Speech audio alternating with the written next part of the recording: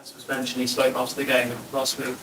He also said that it's not easy to replace an idol like Harry Kane. I know how you view a striker, but from the outside, people, rightly or wrongly, will look at whoever's playing centre forward and compare him to Harry. How do you think he's dealing with the pressure of that? I don't know. I mean, I guess all I can look at again is behaviours and the way he's training and the way he's playing, and I think he's handling it okay, but. I don't know that there's that much of a burden there to carry. Ultimately, like I said, this football club needed to change, and change is the only way you can instigate a different outcome. Sometimes that's not a better outcome, by the way. It could be a worse outcome, but there needs to be change. And I think everyone at the club's got the grips that Harry's gone, and he's gone off to a new challenge, and I'm sure he'll do very well over there, and we've got our own challenge now. But I don't think there's any usefulness in comparing yourself to something that's no longer here and is not really relevant anymore. It'd be different if it was on the back of a successful era, yeah. Because successful areas, you want some sort of continuation, but like I said, at some point there needs to be a breakage there of what people kind of perceive of you as a football club. So that change has happened, and it's not just about Harry; it's about everything we're doing. We're trying to be, like I said, you have to be different if you want a different outcome. Just thinking to Richie, Harry, the cliche of our strikers is more of a worry if they're not getting chances than missing chances. You didn't really have many chances against United, against Brentford.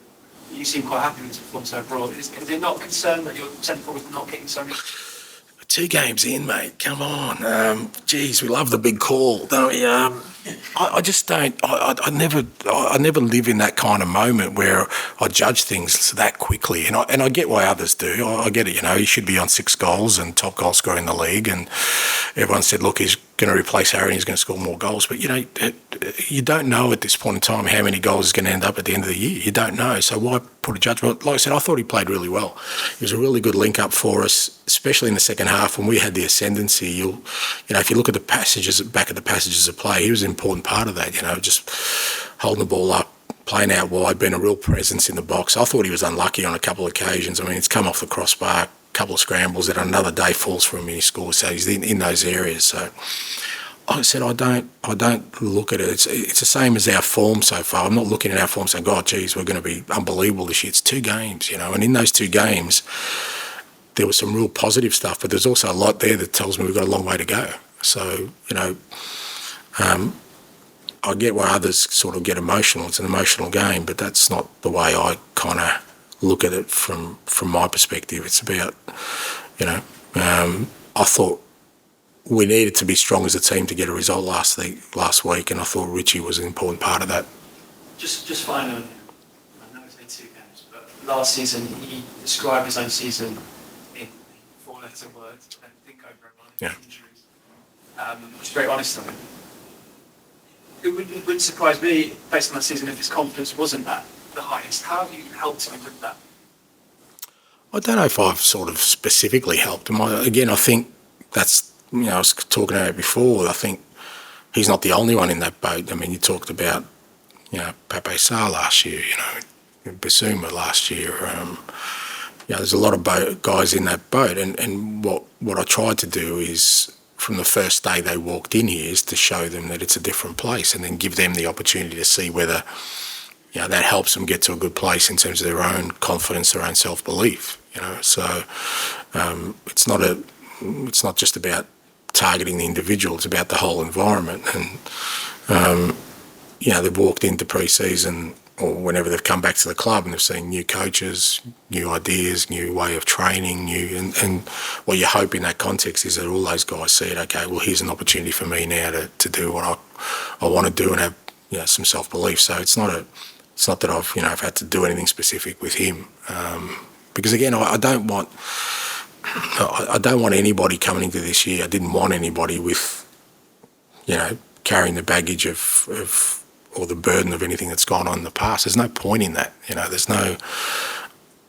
I come in with the energy that it's something new and something an exciting opportunity, and that's what I wanted the players to feel like. Harry? Can you say names about some of the things that we could have done better? Can you maybe give us an example about the things you actually quite liked last Saturday and maybe the things you didn't like? Like I said, I think, looking back at the game, my sort of general feelings after the game were that we looked a bit sort of nervy and edgy at the start, and I think that was the case when I look back at the game. I thought our structure was actually not too bad, but we were maybe rushing things a little bit in terms of our build-up play and in terms of maybe trying too hard to impress because it was our first home game rather than simplifying the game. And I think the most pleasing thing for me is when we brought them in at half-time. And like I said, I felt in the last sort of 10 minutes there was some really good stuff, and that's what we showed them at half-time, just a couple of passages of play in that last 10 minutes that, it showed it was working if we kept the game simple. And again, you like anyone, like any manager, you try and offer advice, but then it's, has that sort of registered. That's the key thing. And I just thought we had a really good energy from the start of the second half. There wasn't, any kind of despondency in what they went through in the first half. Because it's fair to say, Man U had a couple of really good chances and we could have been a goal down. Not that meant we were going to lose the game because, we went a goal down at Brentford and we fought back. So, but within that context, it was about showing them, if we kept the game simple and stuck to our structures and kept working hard, that there was some opportunities. And I thought they took that sort of information really well. And I thought our first sort of 20 minutes of the second half was probably the best football we've played so far this year. It's only 20 minutes. Are they trying to impress you or are they trying to impress the fans? Just impress in general. I mean, it's a first home game. You want to. Who doesn't want to? If you're going into a new surrounding, not a new surrounding, but a surrounding where it's important. You want to put your best foot forward. So. Just one quick one about Richie. Is that obviously, as you say, that a forward is not just about goals; it's about contribution, it's about being aggressive. Is there a point now, perhaps, where it gets into his head? Would you intervene? Is there a point where you sort of say... Yeah, if he's gone 20 games without a goal, yeah, for sure I'll have a discussion with him, mate, but not after 2 games, Yeah, so, yeah, of course, there's always a point, but, usually there's reasoning behind it. But, I mean, but not 2 games. Look, I think if Richie was playing for another Premier League team and scored between 10 and 15 goals last year, like he did when he was at Everton, I think people were saying, why don't you go sign Richarlison? He's a proven Premier League player, so he's here. But I think I don't have that sort of, I don't look at it through the lens of last year. I just look at it through the lens of now, and we're 2 games into a season where I think he's helped us, in this early stage where our football's not where we need it to be to get a couple of promising results, and hopefully that continues. But of course, there's always a point, but we're nowhere near that at the moment. Darren, and then finish with George. Just about yourself, you've talked a couple of times about your journey. Where have you gone in your respect for the initiative? Do you think, well, I'm just giving what do you think of the way Australia and the countries are perceived in Europe? Why is it that you always have to justify yourself? Yeah, I don't think it's just Australian. I think, if you come from sort of a non-traditional, I don't even know if that's the right word, but what people sort of see as kind of football fertile ground. If you're not sort of European or South American, there is, I guess a stigma more against, your abilities and your experience rather than, I get that people say, well, okay, so you've won a couple of titles in Australia, well, what does that mean? Yeah, but I still had to win them. It was in a competition that was variable to what I was working with. You still need to win. It's the same when I went to Japan. I still needed to win against comparable opposition. at Celtic, we were successful, but you have to be successful up there. So, if I wasn't Australian, if I was of European or maybe South American background, and I've done all these things in nations here in Europe that maybe weren't even first-tier nations, I think people look at it different. But, at the same time, like I said, it hasn't been like a millstone around my neck or anything. I don't worry about it or, cry. I've really enjoyed my career. I've loved my journey. I think it's made me, certainly given me the experience to make me hopefully a better manager and a better person in many respects, because it hasn't been sort of your conventional kind of football managerial career. I've loved it. I've loved every minute of it, and I think to me it feels like it's something that helps me wherever I am. It's strange because obviously down the road when Arsene Wenger went to Arsenal, Graham Postecoglou must be the same. Arsenal, and there was stage in that since then, 30 years on, more involved in it, and it does something like that again and again. And that same thing exists. Do you get to a point where you just accept it? Yeah, I think so. But I don't think that's a bad thing, because I think it does help. Like I said, 30 years ago it was Arsene, but then, with what he did as a football manager, it kind of, I think it helped the Premier League grow. I think that's how you get growth by, and it's not always about looking further down the road. Sometimes it's right in front of you. There could be English managers here, right in front of them that they're missing because of whatever the current trend is or what they think is a model, and I've always liked people that I've always sort of been attracted to listening or to observing people and organisations that do things a little bit differently, that are prepared to look beyond just, what everyone else is looking at, just lift their heads a little bit or maybe look a bit left or right and see, because it doesn't have to come from Australia. Like I said, they could be in your neighbourhood, right there in front of you, and you're not looking at them because it doesn't fit a mould that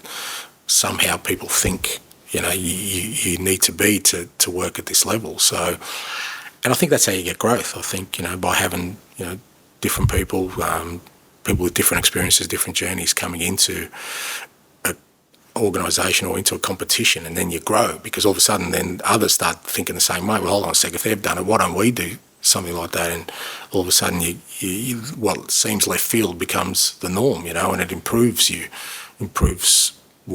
space you're working in. So, hopefully, and I've tried to do that. I mean, to be honest, I faced a similar thing in Japan, because it was a different kind of, where, again, they play the game a certain way. They, and me trying to change that and provoke that a little bit, whilst being respectful to the fact that it's a fairly, there's some real strong values in that nation. I love that, but then you do it, and then people all of a sudden say, that's great, let's have more of it. So I've tried to do that wherever I've been.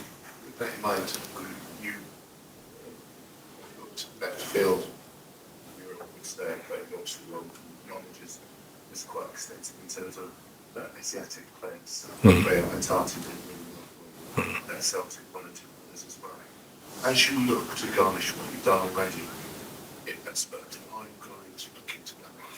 Yeah, again, I think it's not just me. You look at, people are raving about Mitoma. I watched Mitoma's debut in Japan. I was on the opposition bench. He'd come straight from uni, and in his first game destroyed us. I knew nothing about him. I said to my opposition guys, "Who's this guy?" "Oh, he's just come from uni." "Oh, how good can he be?" He's put his school books down, and he blew us away. Him and Hatate that day.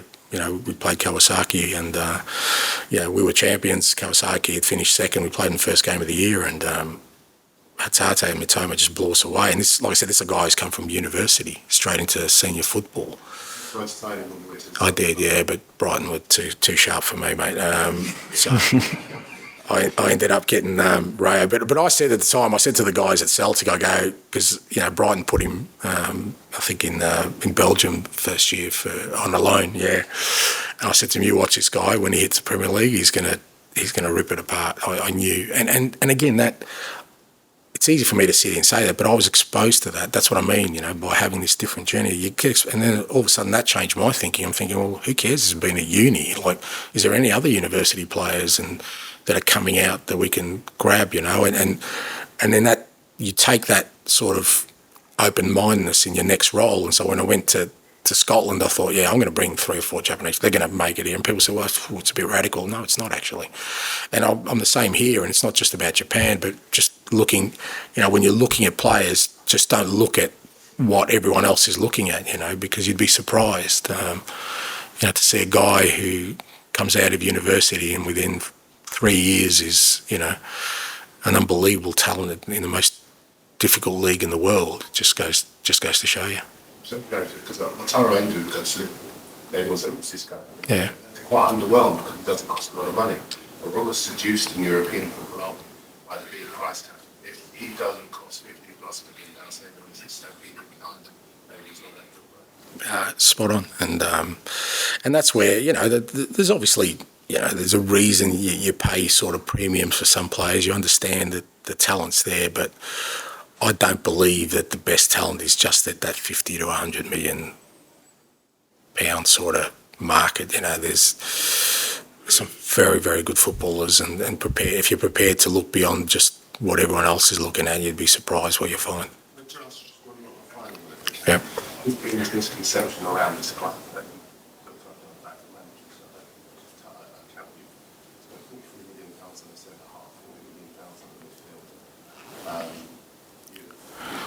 players that have signed Destiny's done fantastic. You've got to be pleased with what Yeah, look, wherever I've worked, I've tried to make sure that going in, I've been really clear on the way I work and the way I'm going to work, and how I sort of set things up to try and get success for that. For whatever club I'm working for. And I've worked for all different types of ownership models, and they've all been different. My role within that is to get a connection with the people who make the decisions, because I can't do this in isolation. I need everyone on board, and particularly when there's usually, and wherever I've gone, that's happened, a major shift in direction. If everyone's not on board, it's not going to work. It's not going to work. So, I'm really pleased with the way people have sort of embraced the direction we're going in terms of the way we're working. I've brought in new staff that I've never worked with before, and that can make people uneasy within the football club. But the people who run this club were happy for me to go in that direction. So they're the kind of things I look for. It's not just about being backed with money. It's the manner in which you work. It's the authority you're given. And like I said, people who know me in my career, if I want something done, I usually get it done in my own way. George, to finish, please. And I just wondered who the new penalty taker will be. It's a good question. I saw a few of them trying today. I think Sonny's up there. I think Matters and Richie are all sort of in there. Bissouma I've seen take about 500 and miss about 495, but he's still out there practicing. So I don't know, but I think it's somewhere in that order.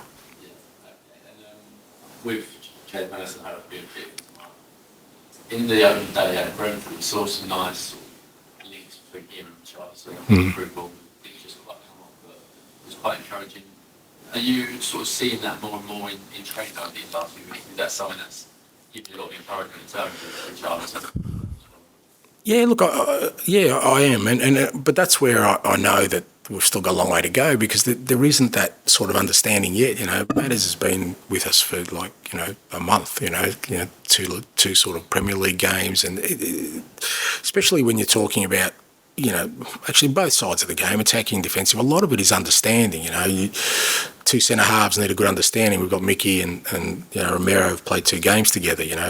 Midfield setups need a bit of understanding. The front third, reading of how people play and their own idiosyncrasies within that. When to make a run, when are they going to put? Those things take time, and obviously you work on it in training, and you do. We at times our training's been really good, and the coaching staff putting on some brilliant sessions where you see it come to life, but it's not natural at the moment. It can't be. It's going to take, I don't know how long, but it'll take a while before it becomes natural. But I've certainly seen it, and if you're the creative player, say like Matters, you want to try and read Sonny's runs, which are different to, say, Kulusevski's runs, which are different to Richie's runs.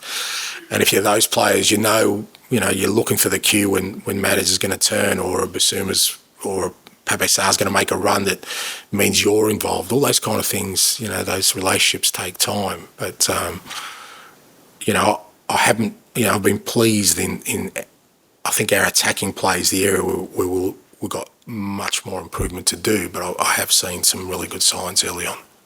Just finally, in terms of that attacking area, obviously a lot of focus on Richie. What have you made of Sonny and Kulusevski's sort of first 3 years? It was obviously early days. Yeah, no, I think that they're growing into it again. They've been asked to play differently from the past, and again, it's not one where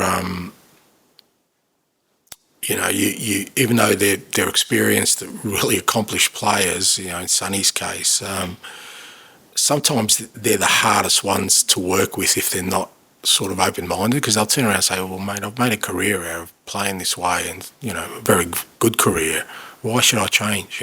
So that can be a real difficult task for me coming in, but he's been really good at just understanding the role and the way it's different from last year. And I thought last week both of them had some really good moments. And I think as a team, that's where we're at. Well, we're going to have good moments. So, I'd love for us to have a sort of really compelling performance this early in the season, but I just think at the moment, if we can grasp on those moments individually and collectively, and then grow from there, then I think we'll be in good shape. I'll give you my story of the week. I met Ozzy Ardiles yesterday, absolute legend of the football club. And growing up in Australia, that time of him and Ricky Villa, we were sort of we held them up as kind of idols. We weren't Tottenham supporters, but just players who you just go, wow. And when I got the job, one of my best mates said, you got to get a photo with Ozzy Ardiles, So I was wrapped yesterday, but he was also my go-to trivia question, because when we were growing up, we had a famous Australian footballer, Craig Johnson, who played for Liverpool and he won the FA Cup. And he was icon again, the FA Cup and Aussie. But before that, my trivia question was always, who was the first Aussie to win an FA Cup? And they always used to say Craig Johnson, it was Ozzy Ardiles. And just to further my unique football journey, the person who told me that joke was Sir Bobby Charlton. He came out to Australia for a soccer clinic, and that was the joke he told me, and it stayed with me ever since. So there you go. All right.